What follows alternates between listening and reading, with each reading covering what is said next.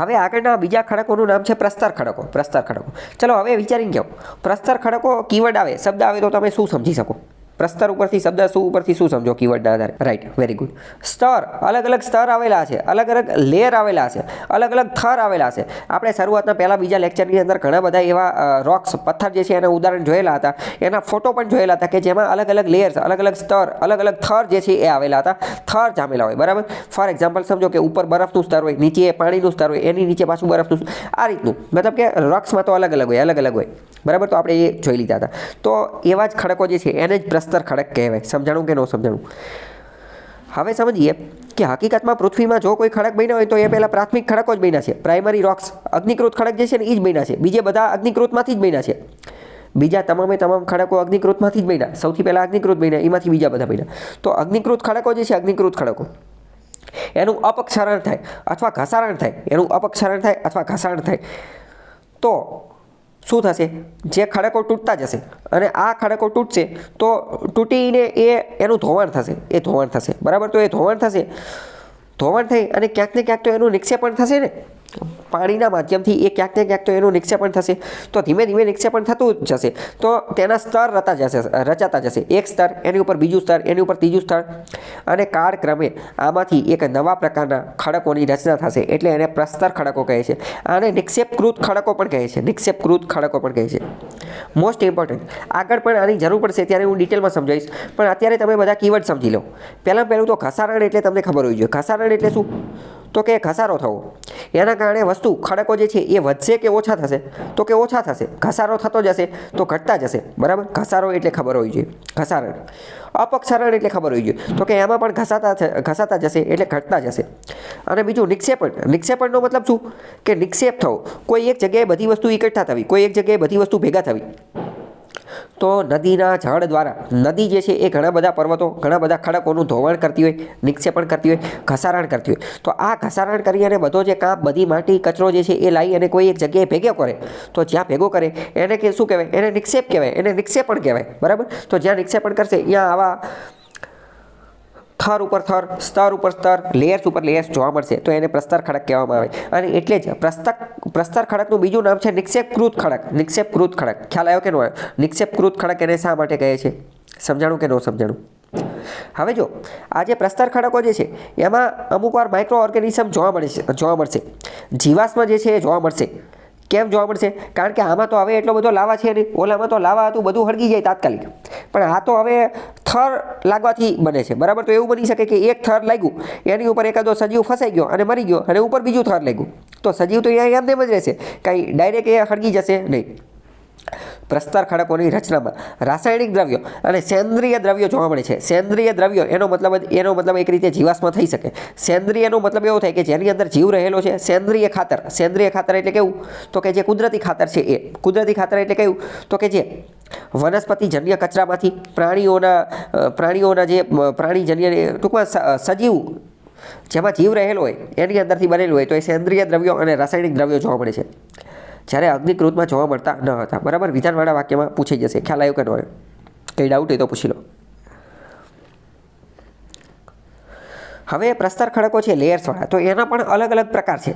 પહેલાં તો પ્લાસ્ટિક એટલે કે ખડક પદાર્થ નિર્મિત, ખડક પદાર્થો દ્વારા બનેલા હોય. બીજું રાસાયણિક પદાર્થ દ્વારા બનેલા હોય, અને સેન્દ્રિય પદાર્થ દ્વારા બનેલા હોય. સેન્દ્રિયને ઇંગ્લિશમાં કહેવાય ઓર્ગેનિક. જો સેન્દ્રિય આ શબ્દ એવો છે, ઇંગ્લિશમાં સારો રહેશે. સેન્દ્રિયને ઇંગ્લિશમાં કહેવાય ઓર્ગેનિક. તો ઓર્ગેનિકનો મતલબ શું થાય? ઓર્ગેનિક શબ્દ આવેલો છે ઓર્ગેનિઝમમાંથી. ઓર્ગેનિઝમ એટલે શું થાય? તો કે ઓર્ગેનિઝમ એટલે થાય સજીવો. ઓર્ગેનિઝમ એટલે કે થાય સજીવો. સજીવ એટલે શું? જેનામાં જીવ રહેલો છે એ. તો જીવ કોનામાં રહેલો હોય? વનસ્પતિમાં રહેલો હોય તો કે હા રહેલો હોય, તો વનસ્પતિને સેન્દ્રિય કહેવાય તો કે હા કહેવાય. પ્રાણીઓમાં રહેલો હોય તો કે હા કહેવાય. પ્રાણીઓ, સજીવો, મનુષ્ય, આપણે પણ સજીવ કહેવાય. પતંગિયા, પક્ષીઓ, બરાબર, માછલી, એ બધા સેન્દ્રિય પદાર્થો ઓર્ગેનિક કહેવાય. ઓકે, ખ્યાલ આવ્યો? અત્યારે એટલે તો આપણે ઓર્ગેનિક ખેતી કરતા હોઈએ છીએ. ઓર્ગેનિક ખેતી, તો ઓર્ગેનિક ખેતીમાં સેન્દ્રિય ખાતર વાપરતા હોય. વનસ્પતિના પાંદડા ને એ બધું, બરાબર, ડાળીઓ અને ડાળખા ને એ બધું, ગાય જે છે ગાયનું છાણ ને એ બધું વાપરતા હોય, ગૌમૂત્ર ને એ બધું વાપરતા હોય છે. લીમડાનું બનાવી અને નિમાસ્ત્ર જે છે એ બનાવતા હોય છે. બરાબર. તો આ તમને ખ્યાલ હોવો જોઈએ. ઓકે, હવે ખડક દ્વારા નિર્મિત જે પ્રસ્તર ખડકો જે છે તો ખડક દ્વારા કઈ રીતે નિર્મિત થાય? એ રેતીના બની શકે, માટીના બની શકે અથવા કોંગ્લોમેરેટ બની શકે. કોંગ્લોમેરેટ વિશે આપણે ડિટેલમાં જોઈશું. અને સેન્દ્રિય પદાર્થો ઓર્ગેનિક રીતે તો એ ચૂનાના પથ્થરના બની શકે અથવા કાર્બનના પથ્થરના બની શકે. એ બધા વિશે આપણે જોઈએ તો આ ટૂંકમાં એના પ્રકાર છે એ તમને ખબર હોય. પહેલાં ખડક પ્રકારના ખડક પદાર્થ જે છે એના આધારે કઈ રીતે બને? ખડક પદાર્થના આધારે. તો હવે માની લો કે અલગ અલગ પ્રકારના અગ્નિકૃત ખડકો છે અથવા કોઈ પણ પ્રકારના અલગ અલગ ખડકો છે. માની લો કે A, B અને C ત્રણ અલગ અલગ ખડકો છે. A, B અને C ત્રણ અલગ અલગ પ્રકારના ખડકો છે. હવે આની ઉપરથી માની લો કે નદી અથવા હિમ નદી અથવા પવન એનું ઘસારણ કરે છે, એનું ધીમે ધીમે ઘસારણ કરે છે. તો ત્રણેય અલગ અલગ ખડકોનું ઘસારણ કરી અને શું કરશે? નદી માની લો કે ત્રણેયનું ઘસારણ કરે તો કોઈ એકાદી જગ્યાએ એનું નિક્ષેપણ કરશે, એકાદી જગ્યાએ બધું ભેગું કરશે. તો ભેગું કરીને શું કરશે? અહીંયા એ બધા ત્રણ ખડકો જે છે એ ધીમે ધીમે પથરાઈ જશે. તો ત્રણેય ખડકો જે છે એના સ્તર ઊભા થશે.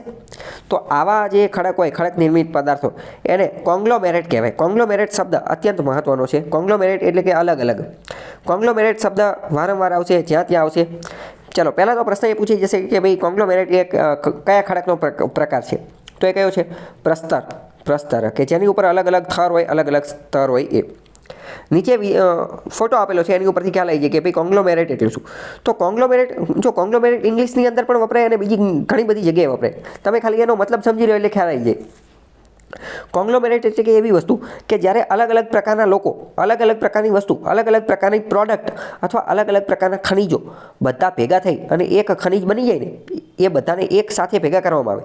અલગ અલગ પ્રકારના ખનિજો, અલગ અલગ ગુણધર્મ ધરાવતા ખનિજો, અલગ અલગ પ્રકારના લોકો, અલગ અલગ પ્રકારના ગુણધર્મ ધરાવતી વસ્તુઓ એ બધાને ભેગી કરવામાં આવે તો એને કોંગ્લોમેરેટ કહેવાય. કોંગ્લોમેરેટ એક રીતે જોઈએ તો પૃથ્વી જે છે ને, પૃથ્વી એ એક રીતે સજીવોનું બનેલું કોંગ્લોમેરેટ છે.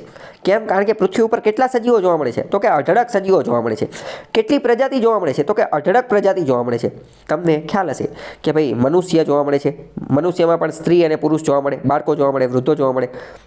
વનસ્પતિ જોવા મળે, વનસ્પતિની કેટલી પ્રજાતિ છે? તો અઢળક પ્રજાતિ છે. પ્રાણીઓની કેટલી પ્રજાતિ છે? પક્ષીઓની કેટલી પ્રજાતિ છે? અરે એ બધું છોડો, રોજે નવી નવી પ્રજાતિઓ શોધાતી રહી છે. તમને ખ્યાલ છે કે રોજ વનસ્પતિની, પ્રાણીઓની, પશુ પંખીઓની, સરીસૃપોની, રેપ્ટાઇલ્સની ને બધાની નવી નવી પ્રજાતિ શોધાતી રહેતી હોય છે. તો આ બધી અલગ અલગ છે. તો એક રીતે પૃથ્વી ખુદ એ સજીવોનો બનેલો કોંગ્લોમેરેટ છે. કોંગ્લોમેરેટ શબ્દ સમજાણો કે ન સમજાણો? આ બધા ફોટાઓની અંદર તમે જુઓ કે આ અલગ અલગ પ્રકારના, આ એક કાળો પથ્થર છે, એક સફેદ પથ્થર છે, લાલ જેવો પથ્થર છે. એ બધા અલગ અલગ પથ્થર તો ભેગા થઈ અને આખી વસ્તુ બનેલી છે. તો આને આપણે શું કહી શકીએ? આને આપણે કોંગ્લોમેરેટ કહી શકીએ. કોંગ્લોમેરેટ શબ્દ ખ્યાલ આવ્યો કે ન આવ્યો? ઓકે, ચલો.